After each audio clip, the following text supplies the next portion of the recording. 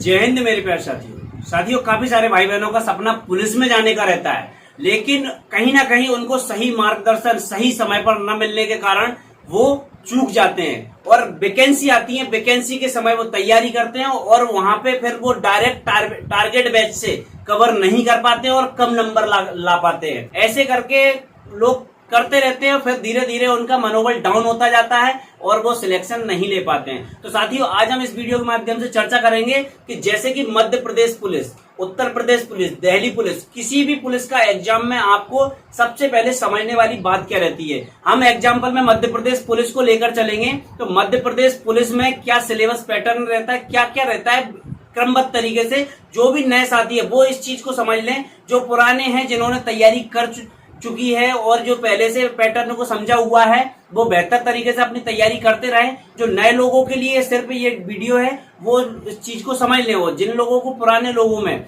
जिनको थोड़ी सी भी कंफ्यूजन है कि मतलब कि कैसे करना है या कहीं ना कहीं कहाँ भूलते हैं, कहाँ गलती होती है, वो भी इस वीडियो को समझ सकते हैं। तो साथियों, छोटा सा वीडियो ध्यान से समझ लीजिएगा। अभी आपका एग्जाम होगा सबसे पहले मध्य प्रदेश पुलिस में, इसके बाद आपका फिजिकल होता है, फिजिकल के बाद आपका मेडिकल होता है। 3 चरणों में पुलिस का ये एग्जाम होता है। अब एग्जाम में क्या होता है, आपका सिलेबस पैटर्न जो रहता है, अभी जो पैटर्न चेंज हुआ है, एग्जाम के अलग मार्क्स रहते हैं, फिजिकल के अलग मार्क्स रहते हैं। तो 100 नंबर का ऐसा रहता है, 100 नंबर का एग्जाम रहता है, 100 नंबर का फिजिकल रहता है। तो 100 नंबर का जो आपका एग्जाम रहता है, तो एग्जाम में आपको मैथ्स, रीजनिंग, जीके, इसके बाद साइंस और कुछ हद तक कुछ क्वेश्चन एमपी जीके से बनते हैं। अब साथियों, आप ये समझिएगा कि लगभग जैसे मैथ्स रीजनिंग लगभग आपके 60 नंबर का रहता है। मैथ्स रीजनिंग आप कवर कर लेते हैं तो आपके 60 नंबर तो यूं ही कवर हो जाते हैं। तो आपको क्या है, मेहनत नहीं करना है कि जीके पढ़े जा रहे हैं, मैथ्स बिल्कुल एक ही चीज पे फोकस कर रहे हैं। आप चीजों को समझिए कि मैथ्स रीजनिंग अगर हम इस जगह से तैयारी लेके चले तो आप डायरेक्ट सीधे 60 नंबर आपके पक्के कर लेंगे। इसके बाद मैथ्स रीजनिंग से आपका कंप्लीट हो गया। इसके बाद साइंस लगभग 10-15 नंबर का साइंस आ जाता है। तो ऐसे करके आप 70-75 नंबर तो यूं ही कर लेते हैं। अब क्या है, जब वैकेंसी आती है तो वैकेंसी जब आती है लोग क्या करते हैं, उस समय फॉर्म अप्लाई कर देंगे और उसके बाद फिर तैयारी शुरू कर देंगे। ऐसे तैयारी नहीं होती है। ऐसे में आप क्या करते हैं, जैसे साइंस के कुछ हद तक क्वेश्चन कवर कर लेते हैं तो मैथ रीजनिंग रह जाता है। मैथ रीजनिंग अगर कवर कर लिया तो जीके वगैरह साइंस पोर्शन ये रह जाता है। तो इस कारण से आपके नंबर लगभग 50-55, 40-45 ऐसे नंबर रह जाते हैं जिसमें सिलेक्शन नहीं हो सकता। लगभग सिलेक्शन के लिए आपको 75-80 प्लस का टारगेट लेके चलना पड़ेगा और आपको नंबर लाने भी पड़ेंगे, तब जाके आप सिलेक्शन ले पाएंगे। तो साथियों, आप सभी को बताना चाहता हूं कि सबसे पहले तो आप अगर एमपी पुलिस की तैयारी कर रहे हैं, आप पुलिस बनना चाहते हैं, तो सबसे पहले तो अपना लक्ष्य बना लो कि मुझे पुलिस कांस्टेबल में सिलेक्शन लेना है। तो बस बेहतर तरीके से आप तैयारी करके चलना है। तो सबसे पहली बात, आपका लक्ष्य बना लो कि आपको सिलेक्शन लेना है। आपका सिलेबस पैटर्न को समझ लीजिएगा और तैयारी शुरू कर दो मैथ्स रीजनिंग में। अब आपको ये कैसे पता चलेगा सिलेबस क्या क्या आता है, क्या क्या टॉपिक आते हैं, ये चीज सबसे बड़ा सवाल होता है, क्योंकि लोग पूरा एक साथ तो पढ़ नहीं सकते। मैथ्स में काफी सारे टॉपिक रहते हैं, रीजनिंग में काफी सारे टॉपिक रहते हैं।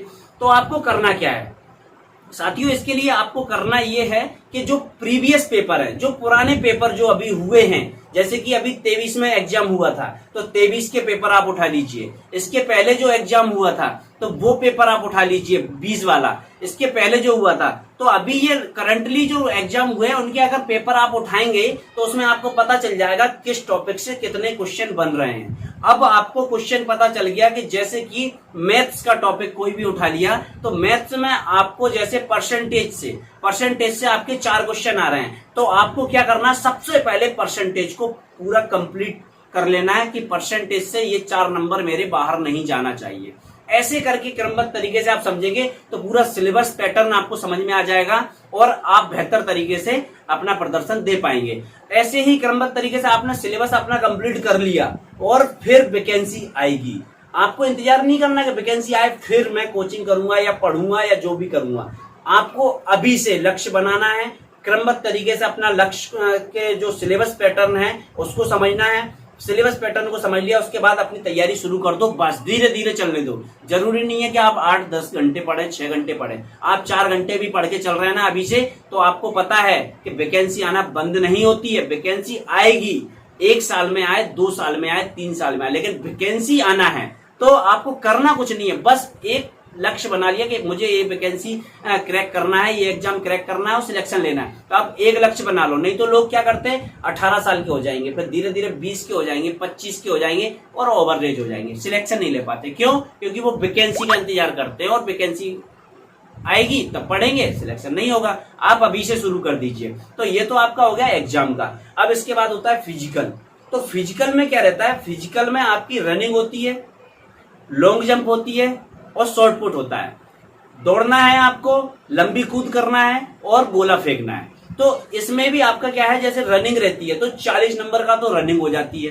तो इसमें एक पैराग्राफ बना हुआ है, वो आपको लिस्ट मिल जाएगी अपने टेलीग्राम चैनल पे, या फिर मैं यूट्यूब पे ही बता दूंगा। वैसे अपने चैनल पे काफी सारे पहले मैंने वीडियो में बताया हुआ है। इसके बाद आपका लॉन्ग जंप रहती है और शॉर्ट पुट रहता है। तो ये बेहतर तरीके से आपने अगर कर लिया तो इधर फिजिकल में आप अच्छे मार्क्स लेके आ पाएंगे। फिजिकल और एग्जाम ये दोनों आपका क्रैक हो गया। इसके बाद मेरिट बनेगी और आपका फिर मेडिकल में नाम आ जाएगा। मेडिकल में आ गया फिर तो कुछ भी नहीं है। मेडिकल में आप फिट होना चाहिए। बेसिकली आप फिट कैसे होना चाहिए कि आपका पैर फ्लैट नहीं होना चाहिए। इसको भी मैंने मेडिकल में के एक वीडियो में बताया है कैसा नहीं होना चाहिए। पैर फ्लैट नहीं होना चाहिए, आपके घुटने नहीं मिलना चाहिए, आपका चेस्ट 81 86 फुलाने पे 86 होना चाहिए, नॉर्मल 81 होना चाहिए बॉयज। इसके बाद हाइट 168 सेंटीमीटर होना चाहिए जनरल, एससी, ओबीसी और ईडब्ल्यूएस वालों के लिए।